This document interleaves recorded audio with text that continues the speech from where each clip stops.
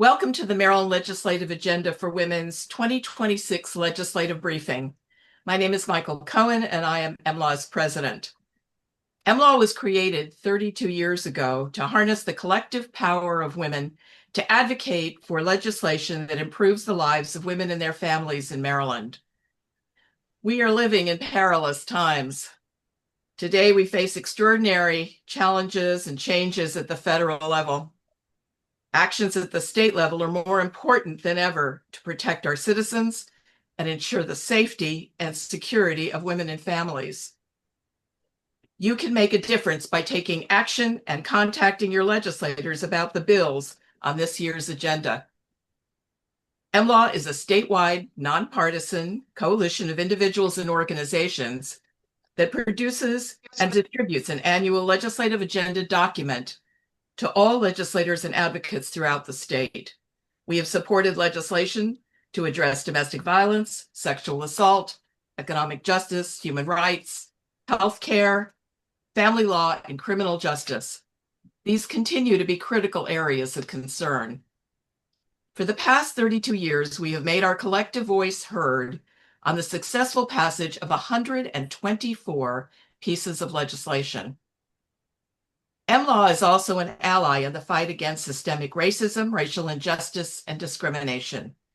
We continue to support diversity and equity by strongly advocating for legislative priorities that address issues of concern to women that also disproportionately affect communities of color. Our support in this effort will not waver.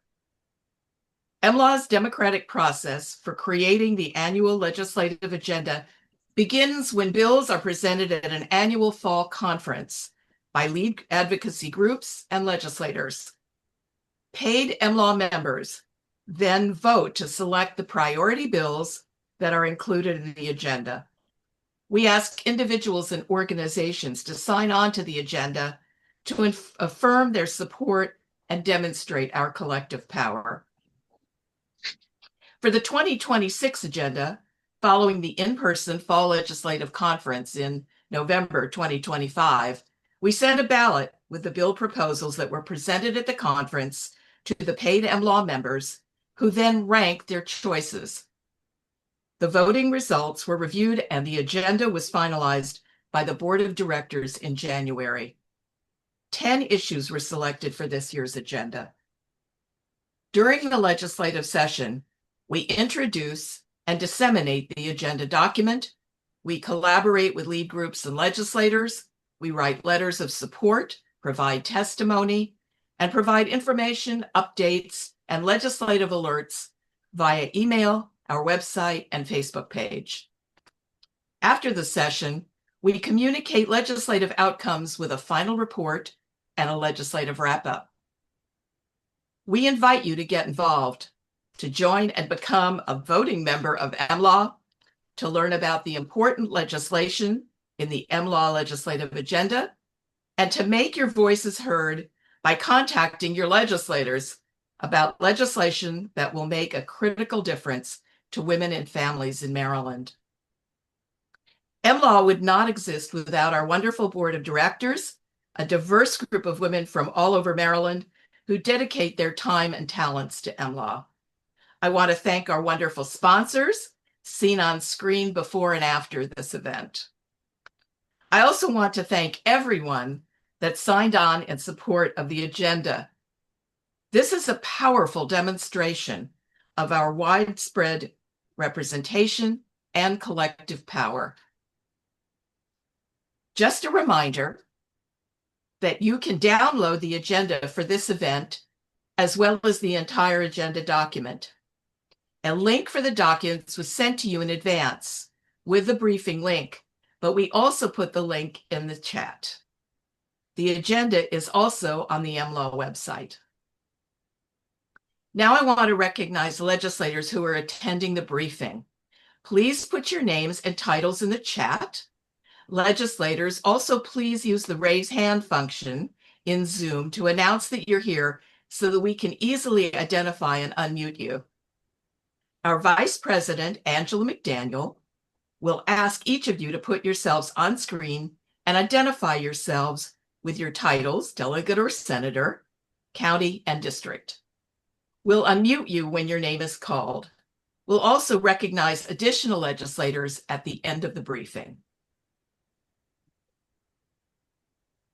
Good evening, everyone, Angela? good evening. Can you hear me, Michael? I can. Okay, great. Good evening, everyone, and thank you for giving us part of your evening, and thank you for being invested in your time and what's going on in the state of Maryland and this country. I know many of us feel like we don't have a say-so or any power, but by being here and signing on, you're exhibiting some power. And so first we're going to have, as giving people time, legislators, delegates to put their name in the chat, and I'll call on you. We're going to start with Delegate Nicole Williams, who comes to all of our events. Thank you, Delegate Nicole. Tell us your district. Sure. I'm Delegate Nicole Williams, representing District 22 in Prince George's County, Maryland. And I'm so happy to be here, so happy to join all of you all this evening. We are very busy here in Annapolis. I'm actually still in committee right now, but I snuck out for a brief moment just to join you all this evening and just to share on all of the wonderful priorities that are in the packet that MLAW is sponsoring and supporting this legislative session. So thank you. Thank you, Delegate Nicole Williams. Are there any more delegates in the room at this particular time? Yes, Okay, Delegate Greg Williams is here. I'm sorry, I'm Delegate Greg Williams from Montgomery County, District 39, and very glad to be with you. Thank you for sharing your priorities, and I want you to know I'm on the Ways and Means Committee, and some of your priorities are going to come before me. But I am very supportive, like my sister, Delegate Nicole Williams. But I'm Greg Williams. Thank you, Delegate Greg Williams, for being a supporter of girl power and sisterhood. We couldn't do it without you. Are there any more delegates in the room at this particular time? Okay, so a little bit later on, we're going to open up the room again, and another one of my fellow board members will, you'll have an opportunity to introduce yourself at that particular time. So I believe I'm turning it back over to Michael, or am I turning it to Sheena? Okay. We're now going to introduce the 2026 MLAW legislative agenda bills. Our Secretary, Sheena Foster, will introduce each bill and presenter. You will have an opportunity to ask questions after each presentation. Please use the chat button at the bottom of your screen to write your questions. Please note that it is a question by marking it with a Q and who it is directed to. It would be helpful if attendees could limit their comments during the bill presentation section so we can move easily in identifying the questions. Now I'm going to turn the briefing over to Sheena Foster to introduce the presenters. Hello, everyone. So I'm so excited. We have 9 bills that presenters will be presenting on tonight. And the first one that we have up is House Bill 329, Senate Bill 81, Criminal Law, School Resource Officers, Prohibition on Sexual Activity with Students. Lindsay, you have 3 minutes. Thank you. Good evening, everyone. My name is Lindsay Carpenter. I'm Chief of the Special Victims Unit at the Frederick County State's Attorney's Office.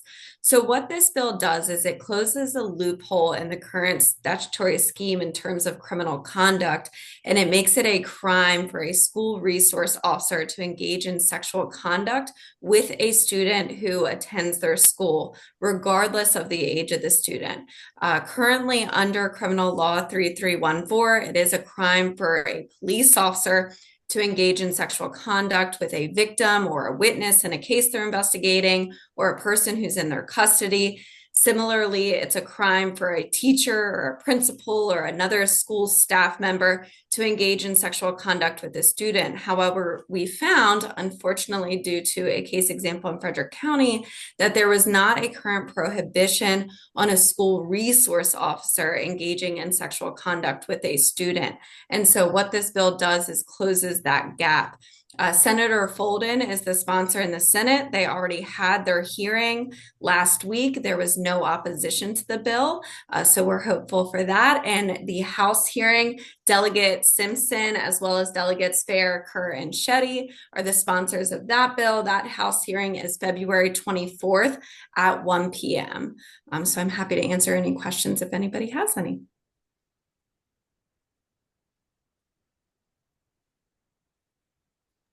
If you have any questions, please put them in the chat.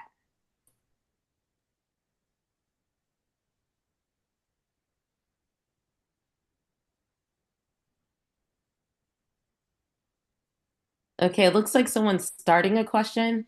It says, how do, Monique, can you please elaborate in the chat? Okay, what is a school resource officer? Lindsay, Great. can you please answer that question? Thank you. Yeah, yes, absolutely. So school resource officers are police officers that are assigned to a school. So there can be school resource officers assigned to it's public schools traditionally, and it's high school, middle school, or elementary school. And so they are a law enforcement officer in that jurisdiction where the school resides, but they're specifically assigned to specific schools to help, you know, with relationship with students, with relationships with staff. And so they're specifically assigned to schools. Thank you so much, Lindsay, for answering that. And the second part of the question is, how old is this? How many attempts have been made at this bill? This is the first year that we have put this bill in. Unfortunately, this incident was brought to our attention. It was an incident that occurred in Frederick County. Because the victim was 18 at the time that the crime occurred, we weren't able to prosecute. Neither was the Office of the State Prosecutor able to prosecute for misconduct by the officer. So this is the first time that this bill has been put in. Thank you so much, Lindsay. Of course, thank you. All right. So next we will have HB 465, SB 295, Civil Actions, Immunity, Disclosure of Allegations, and Sexually Assaultive Behavior, which is the Stop Silencing Survivors Act, presented by Lisa Jordan from the Maryland Coalition Against Sexual Assault Victims by Video Recording.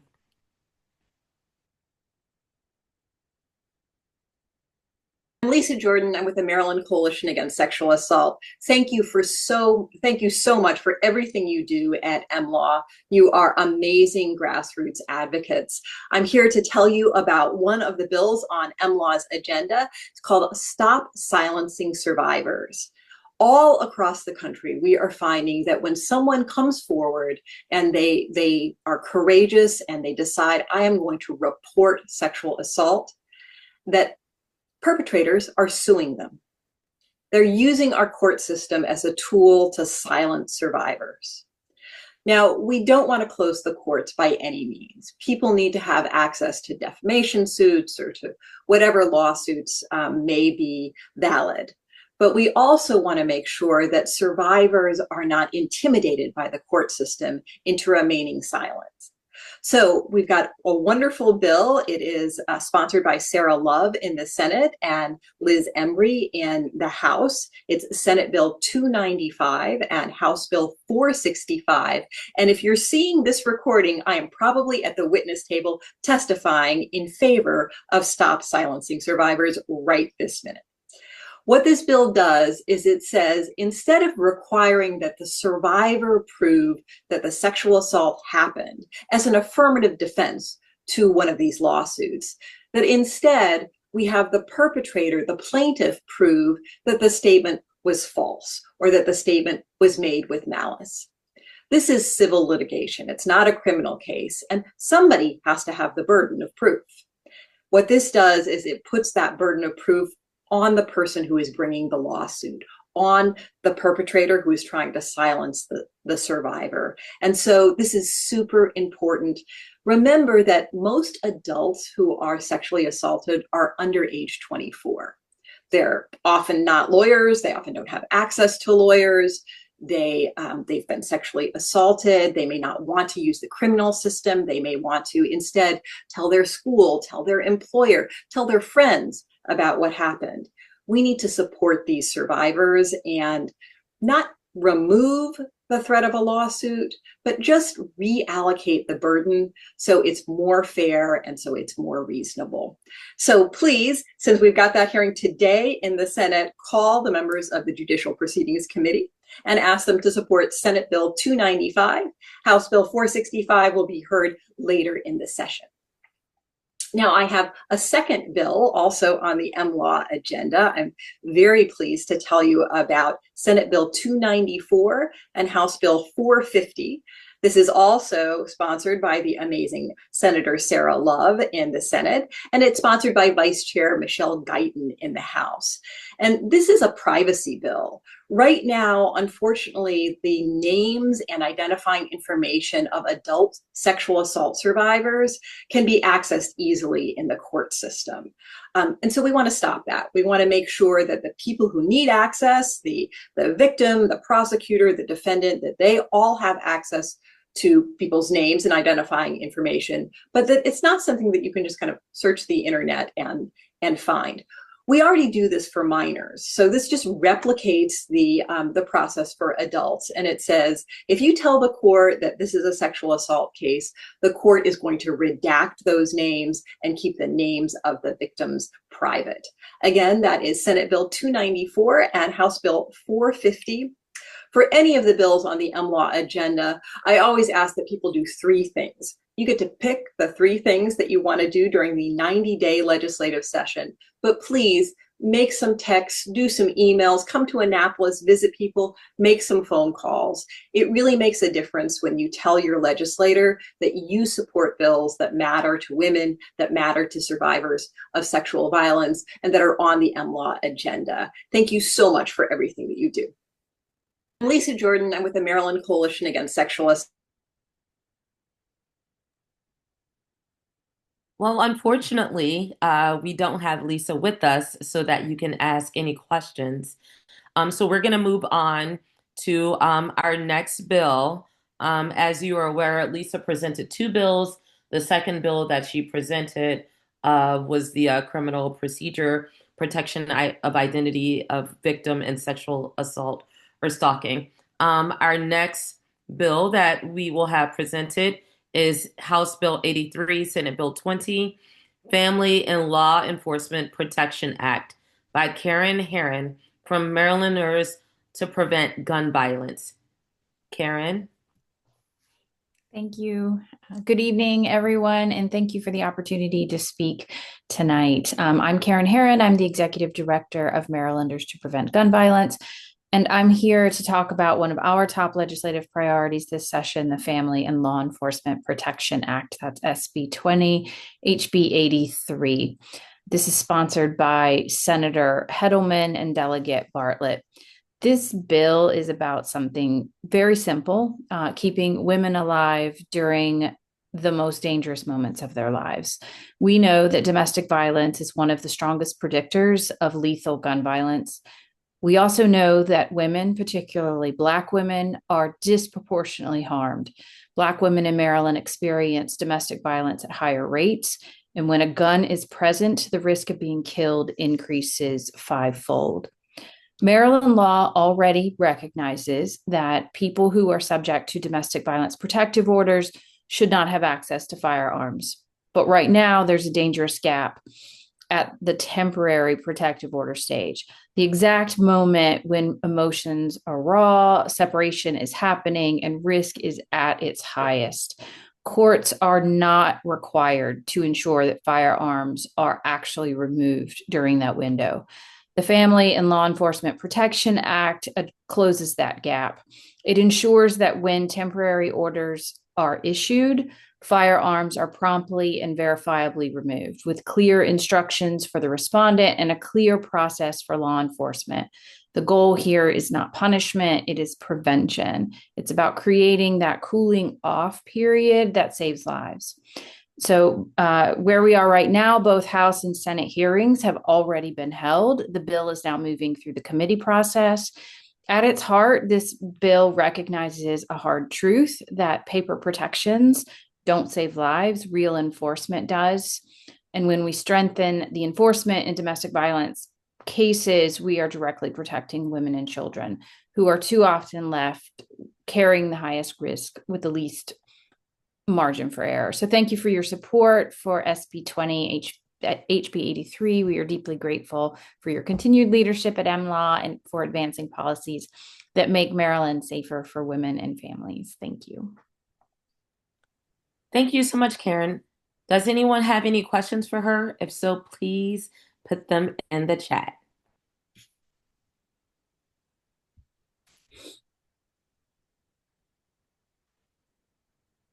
Any questions for Karen? Okay, it says there's hi. So Ariana is saying the Maryland Commission for Women is supporting this bill. What can we do to help? Thank you, first of all. So right now, I'd say conversations with the chairs of the committee to see if they have any unanswered questions. There's a few that have been popping up related to sort of the lack of information in the fiscal note. So certainly if you've got some insight into any of those things, I think we're mostly being able to answer them. But at this point, I'm feeling pretty good about it. And I knock on wood. This is the earliest I think I've ever had bill hearings on both sides go through this fast. The chair, obviously, of Judiciary is the bill sponsor. So we're in a good place there, but they're trying to answer some little straggler questions that are coming up. But so far, nothing particularly concerning. So that's a good sign. Okay. What entity is responsible for removing the firearms? So the way this is set up, it tries to make it a lot clearer to the respondent how they go about doing it. So typically in a domestic violence protective order case, this is sort of I'm going to use the word voluntary, but it's still ordered. The respondent is to turn over the firearms. What this bill does is it makes sure that all of those processes are made very clear to the respondent how they go about abiding by the words in the order, what that looks like, making sure that they get all the information they need.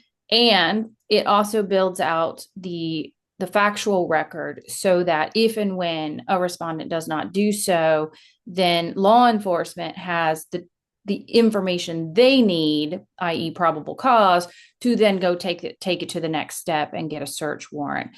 So in most cases, this is going to be the sheriff's department, but that does vary around the state, depending upon how their jurisdictions kind of play out. But the vast majority of jurisdictions, it's the sheriff's department that covers this. Okay, thank you so much. And Ariana also wanted to mention that they're meeting with Smith and Walstreicher on Monday. And so she's asking for you to ask if they have any outstanding questions. Yeah, if they do, I'm going to be doing that outreach too. But certainly if you hear anything, please do let me know. And I don't know if they've got voting sessions up yet, but hopefully they'll get this up quickly. Thank you. I appreciate it. Okay. Alrighty, and Ariana said that she will report back. Thank you so much for presenting this bill and answering questions, Karen. Absolutely. Yes. So next we have HB, no number yet, Senate Bill 187, Comprehensive Rehabilitative Pre-Release Services, Female Incarcerated Individuals, which is the Monica Cooper Pre-Release Act, presented by Beth Tomlinson from the Women's Pre-Release Equity Coalition. Beth? Hi, I'm Beth Tomasello, past president of the Montgomery County Women's Democratic Club, and we are honored to have worked for many years as part of the Women's Pre-Release Equity Coalition in support of Monica Cooper and the formerly incarcerated women who founded the coalition in 2018. And I just want to express on behalf of the coalition our deep gratitude to MLAW and its members for its steadfast support of Maryland's incarcerated women, beginning back with its support for the passage of the Gender Responsive Pre-Release Act in 2019. The bill that we're supporting this session, SB 187, which will be HB 153 when it drops, it's Correctional Services, Comprehensive Rehabilitative Pre-Release Services, Female Incarcerated Individual, amends the Gender Responsive Pre-Release Act, which passed over Governor Hogan in 2021 and required the Department of Corrections to build a freestanding pre-release center for women in Baltimore City to provide woman-focused, trauma-informed, evidence-based programs, therapeutic services, education, and training to ease women's transition back to their communities and families with solid job training and jobs, stronger physical and mental health, and with reestablished family and community connections. Because right now, no such facility exists for women, and a number of them exist for men who are incarcerated. It took the Department of Corrections 3 years to develop what really was an unacceptable plan for the facility that located it in the unsafe and drug-riddled Baltimore pretrial detention center complex on a site that was too small for safe outdoor space for the women and their families, and with a bed capacity that was too small. And it also required the women to obtain therapeutic services at a co-ed detention center not geared toward their needs as returning women. And in fact, 2 veteran correctional officers told the coalition members and lawmakers on site visits that the women would be destined to fail in that location. So SB 187 and HB 1153 requires the department to correct these deficits. It amends the Gender Responsive Pre-Release Act to add specific parameters to where the Women's Pre-Release Center may be located, set minimum requirements for the site area and the bed capacity, and requires the therapeutic services to be provided on site to ensure that the facility will allow the women the best chance of success. We had a hearing last week in the Senate Judicial Proceedings Committee. We would love anybody so inclined to call or write the members of that committee. The bill, since it hasn't dropped in the House yet, hasn't been scheduled, it will be in front of the Government, Labor, and Elections Committee, the new committee. And the advocacy request is straightforward. Just urge lawmakers to pass the bill. And the Gender Responsive Pre-Release Act guaranteed that the Women's Pre-Release Center would be built. This bill guarantees that it will be built right. And on a final note, when you ask for support for this bill, please remind the lawmakers of the clear commitment they made to equitable women's pre-release, both with the passage of the Gender Responsive Pre-Release Act in 2021 and the fact that they have appropriated quite a bit of funding for this project, and thank them for it. We know our lawmakers are committed to equitable women's pre-release, but in this time of budget stress, we need our lawmakers to continue to stand firmly behind this commitment. So thank you again to MLAW for your unwavering support for equitable women's pre-release, and the coalition is very, very grateful. Thank you so much, Beth. Does anyone have any questions for her? Can you please put your question in the chat? I see Donna's hand was raised. Donna, do you mind typing your question in the chat? Okay, there is one question so far. Is there opposition to this bill from anyone? That is not clear. I think there may well be opposition on the funding front, frankly, because of the budget issues. It will be couched perhaps in other kinds of excuses, but I think what it's really going to boil down to is whether or not the state wants to cut this to balance the budget. It's something that we hope we can prevent. But I think it's why it's really important to not only get in touch with the legislators who are responsible for this bill in their committees, but also just to remind them of the commitment that they made, that this This bill was passed in 2021.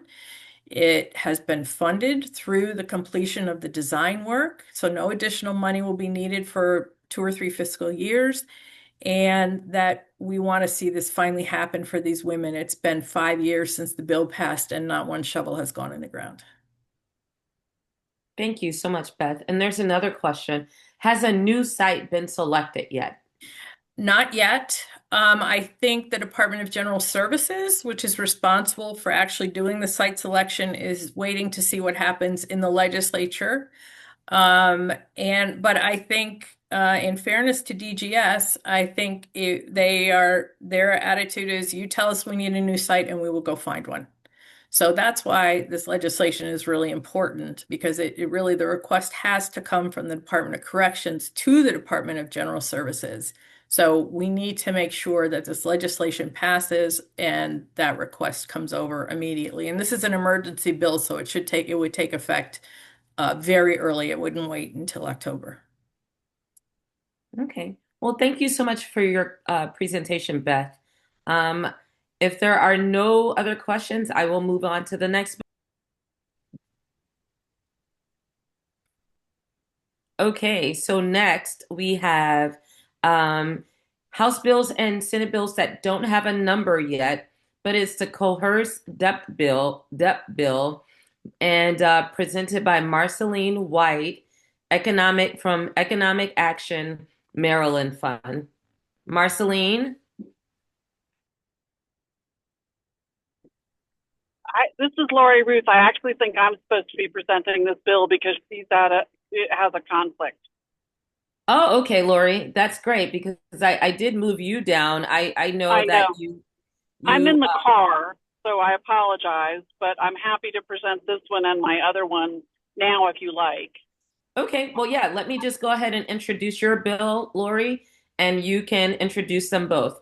So we will have House Bill 497, Senate Bill 433, Family Law Temporary and Final Protective Orders, Duration and Relief being presented by Lori Ruth, as well as the coerced debt bill.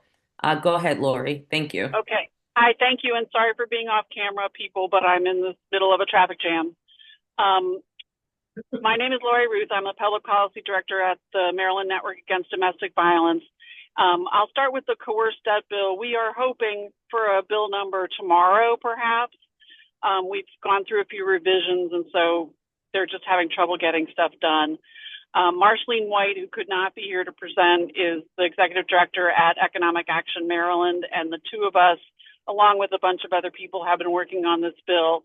Essentially, this bill would create a pathway for a victim of coerced debt by her abuser to get out from under the creditor, essentially. So it would allow the victim to contest a creditor going after them and to present a case that this debt was coerced, meaning it was entered into against their will by an abuser, or even fabricated by the abuser by, signing her name to things or entering into the debt under her name without her knowing. And it's a pretty technical bill, so it sets out how this would go about. The idea is that survivors of domestic violence, a lot of reasons that people don't leave domestic abuse situations is because they can't achieve financial stability and security. And we know nationwide there is a lot of research that coerced debt is a big part of this problem. I think I can't remember the statistics. As I said, I'm driving, so I apologize, but it's prevalent. We originally modeled our law after the Minnesota law, and we talked to the proponents there to get some advice. One of the big issues is trying to head off opposition at the path. So we will see when we eventually get hearing dates how we did with that. The bill excludes secured debt, meaning usually your home that is, a mortgage that may have been coercively entered in your name. because Minnesota found that that was the only way they could get banks and whatnot to not oppose the bill. I have a lot of other details, but they're complicated. So, I'm happy to answer any questions, but I'm not, it's conceptually easy and in the details very, very technical. So I'll do my other bill and then I can answer questions about either one. The second bill that was mentioned, the hearings are actually next week. So it's SB 433 in Senate Judicial Proceedings and House Bill 497 in House Judiciary. The Senate bill is on Tuesday the 10th. It is sponsored by Senator Sarah Love, and the House bill is on Thursday the 12th, and it is sponsored by Delegate Karen Simpson. And I'm grateful to MLAW for adopting both of these bills, voting to support them. The SB 433, HB 497 arose from a Partners for Justice conference last May, where I presented to legal service providers along with another panel, and we opened it up to about 50 lawyers and domestic violence advocates in the room. And we said, if you could change our protective order laws any way you want, what would you do? And this bill is the result of that. The two biggest asks were, can you extend the time between the temporary order of protection hearing and the final order of protection hearing? It is currently 7 days, and we are seeking to extend it to 14 days. We looked at all 50 states, and we are one of the two states, the other one being Wyoming, that has a timing of 7 days or less. I think Wyoming is 2 days. And what we realize in these discussions is that, when somebody's been abused and they go to a temporary protection order hearing and they get the protective order, they're also dealing with a lot of other things. They may be trying to relocate, they may be getting medical services, they may be getting their children some mental health services. They may be changing the locks. They may have to replace their phone. There are any number of things that they're dealing with. And then they're also trying to obtain legal services. And I know what happens in legal services to represent petitioners in these hearings is sometimes they don't get the call until sort of the night before the hearing is going to be. And lawyers just can't manage to prepare at that level. Also, by that time, they're obligated elsewhere and can't take the case anyway. So we're hoping that this will help ease this really difficult time for survivors. The second piece of this SB 433 and HB 497 is about relief. In other words, what the court can order in a final protective order hearing. So, the typical things are they order a stay away, no contact. They may order custody. They may order the respondent to attend an abuse intervention program. But in many states, and including in the District of Columbia, they can also order the respondent to pay the petitioner for what we are calling financial loss. So the example I like to use the most is when the respondent, destroys or breaks or smashes the petitioner's cell phone, and she has to go out and get a new cell phone. And so we're adding this to the relief that would go on the pre-printed form that becomes the final protective order. And in part, we're doing it because what we have found over the years, and I've been doing this for 20 years now, is the judges in Maryland are reluctant to order any relief that's not on that printed paper and in the statute. And so we're hopeful that this will allow the judges to feel comfortable saying, yeah, you need to pay her back for the phone that you destroyed. It's a preponderance of the evidence standard. I think a receipt and some testimony will be enough for judges to order that relief if it comes up in a particular case. So with that, I am happy to take any questions on either bill. All right, thank you so much, Lori. I do have some questions in the chat. Okay, on the coerced debt bill, who has access to this remedy? Is this specific to domestic violence. Yes, it is specific to domestic violence. And I didn't understand the first thing you said, who has access to, you It said who says, has access? yeah, who has access to this remedy? Oh, victims of domestic violence. Mhm. So, I mean, that's where you usually see it. I mean, factually, there could be other things going on, but it is somebody who would be eligible for a protective order as being a victim of domestic violence or sexual assault or any of the other things that are in that statute, but essentially victims of domestic violence. Okay. Thank you so much. And then there is. Let me add to that. I'm sorry. Our sponsor is Delegate Leslie Lopez. We do not have a Senate sponsor, so it's only on one side. And Delegate Lopez has a particular interest in elder law and elder abuse. And so there is some language added there referring to a States and Trust article for that piece. And she also has a concern about people in foster care who have been exploited by their foster care family or whatnot. And so those will also be included. I just haven't seen the language yet. So we may all see it tomorrow. Okay, thank you so much for that, Lori Root, because there was a statement. Well, there was a question from Ariana on what committee assignments do you think, do you expect ECM or FIN, or finance? Yeah, And then, go ahead. Ariana, at this point, your guess is as good as mine. We thought that it would be ECM, and then Judiciary said, no, it's going to be us. Nobody has suggested it was going to go to finance. And Marceline has more experience with this type of bill than I do, and she doesn't have an opinion either at this point because we've heard so many things. So people should know on the call that is up to the Speaker of the House, Jocelyn Peña-Melnick. And so we can't start advocating for this bill too closely until we know what committee it's in. And with that, I will ask you all, if you're interested in getting our alerts, our email alerts, which we call e-alerts, you can go to the Maryland Network Against Domestic Violence website and sign up for them.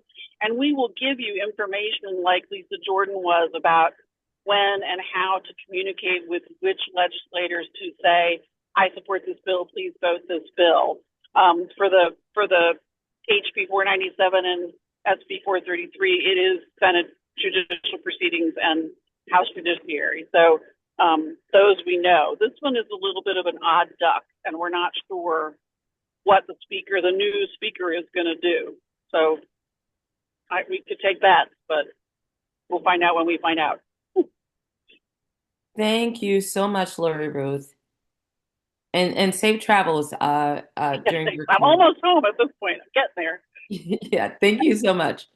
Okay, so we're going to move on to our next bill, which is House and Senate bills that don't have numbers yet, but it's the Maryland Reproductive Justice and Pregnancy Outcome Protection Act that's going to be presented by Emily from the Office of the Delegate Leslie Lopez. Emily?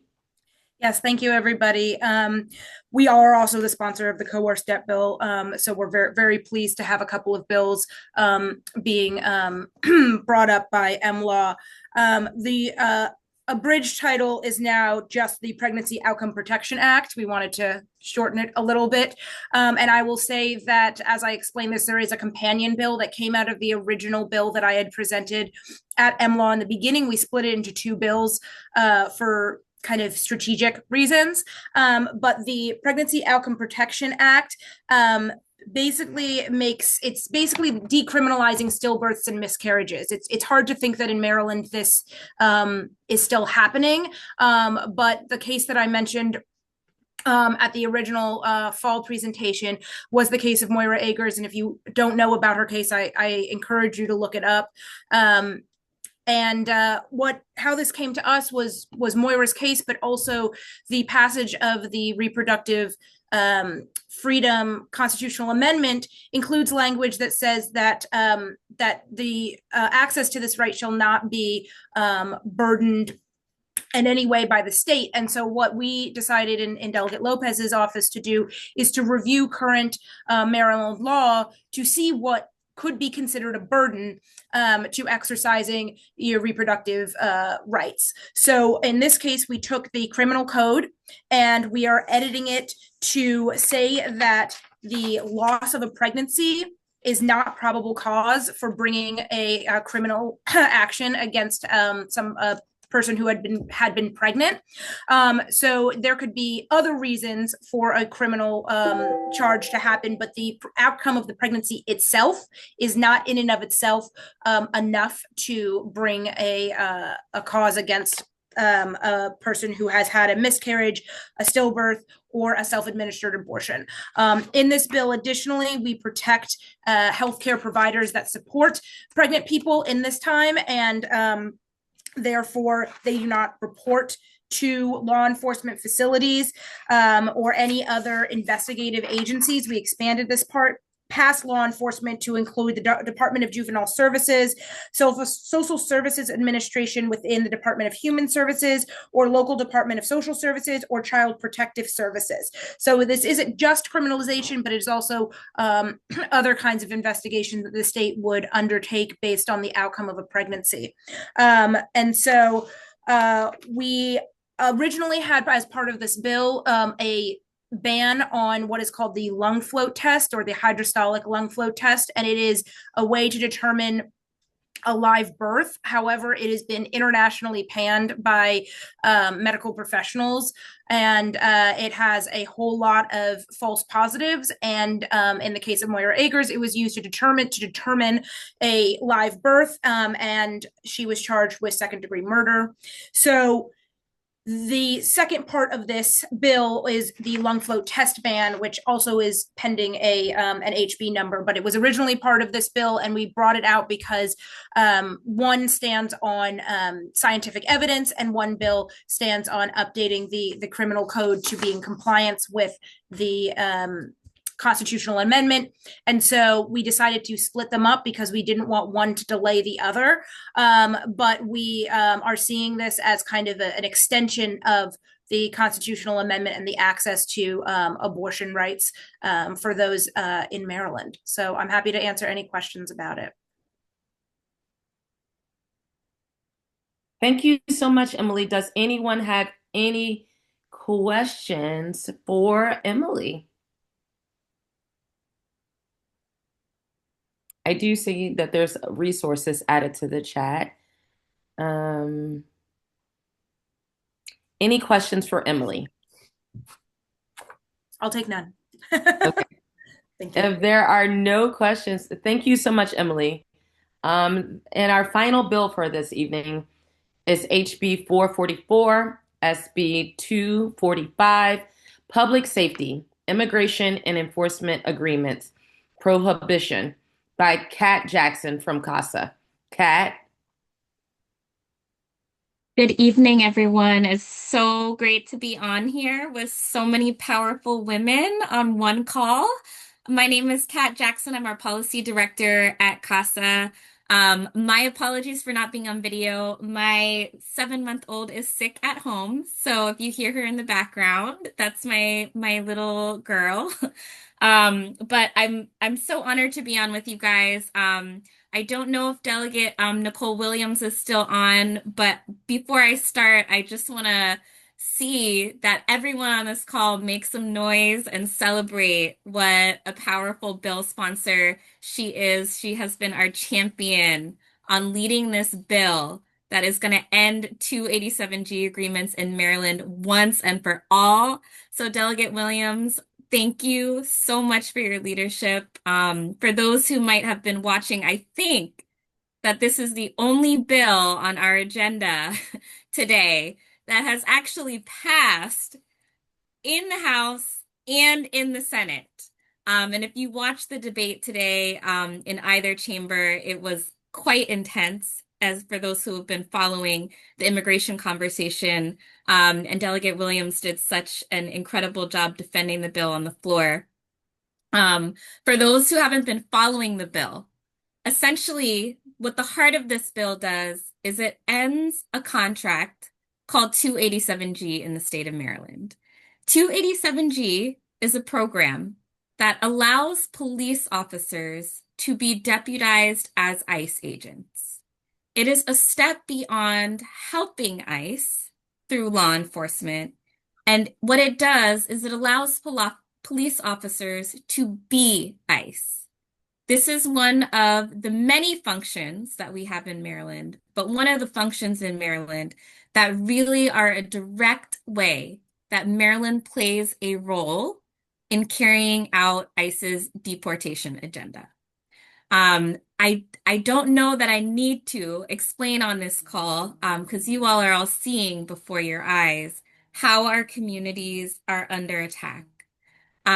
What ICE has been doing to our communities for decades, but most certainly heightened over the last year, is unconscionable. It is not just undocumented individuals. It is folks with a variety of different statuses, excuse me. It is people with green cards.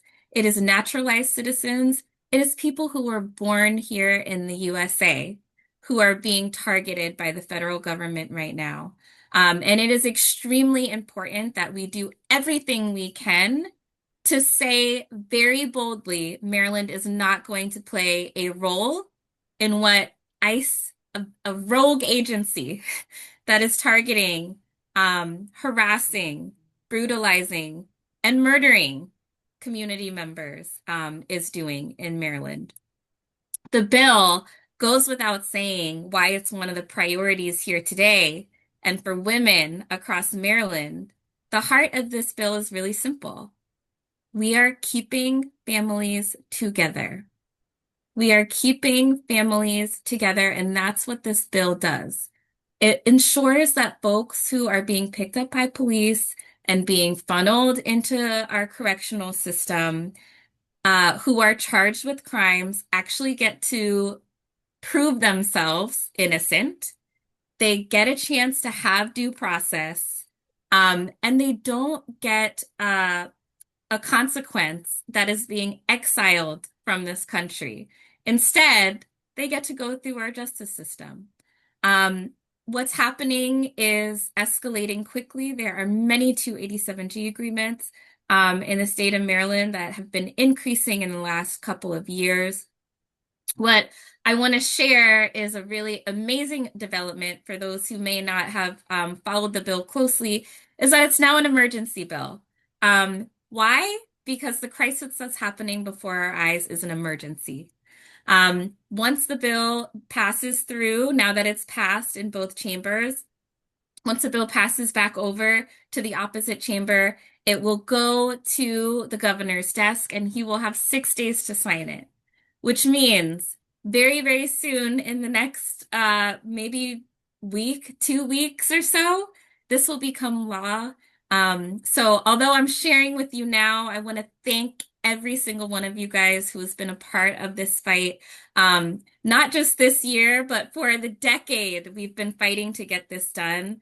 We're so proud and we're so honored to be in the fight with you guys. So I'll pause there. And actually, I see Delegate Williams' face on the screen. We love you and we appreciate you. Thank you again for your leadership. And if there are any questions, I'm happy to take them. Thank you so much, Kat. There is one question. Well, there's two, but it's the same. When will it be effective? Or when, yes, when in effect? It will go into effect immediately upon the governor's signature, which is extremely exciting. It's overdue and it's necessary. So I'm not sure if that means he'll sign it on day 1 after passage or on day 6. We're hopeful that he's going to sign it as rapidly as possible, but it would go into effect immediately. Thank you so much, Kat. Are there any other questions? There is a comment that says, thank you 1,000 to everyone at CASA for all the work that you are doing. Thank you so much, Kat. Thank you. If I can just close with one final thing, which is we are mobilizing because the work is not done yet. to protect our immigrant Marylanders. We're mobilizing on February 20th in Annapolis for a big immigrant rights rally where hopefully we'll be celebrating already the passage and the enactment of the 287G ban, but also talking about all the many other things that we need to do to keep families together. So save the date. The information is coming soon. And again, I'm really grateful to be in solidarity with all of you guys. Thank you so much, Kat, and thank you so much to all of our presenters for today. We are eternally grateful for you taking your time this evening to share updates and progress on these bills.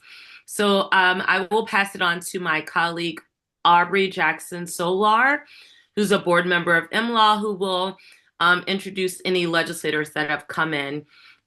So if you are a legislator, please put your information in the chat. Okay. Well, thank you. Well, everyone gets a chance to do that. It's so great to end on such a positive note of progress, and I really look forward to seeing how these other bills shake out this session. Are there any other legislators who've joined in or their representatives who'd like to put their name in the chat and introduce themselves before we go back to Michael for some closing comments?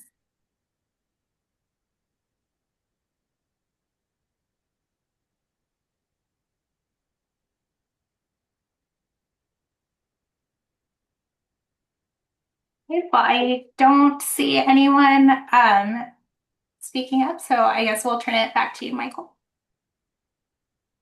Thank you. And thank you all for attending MLAW's 2026 legislative briefing. Now go out and take action. Thank you all. Good night. Bye. Good night.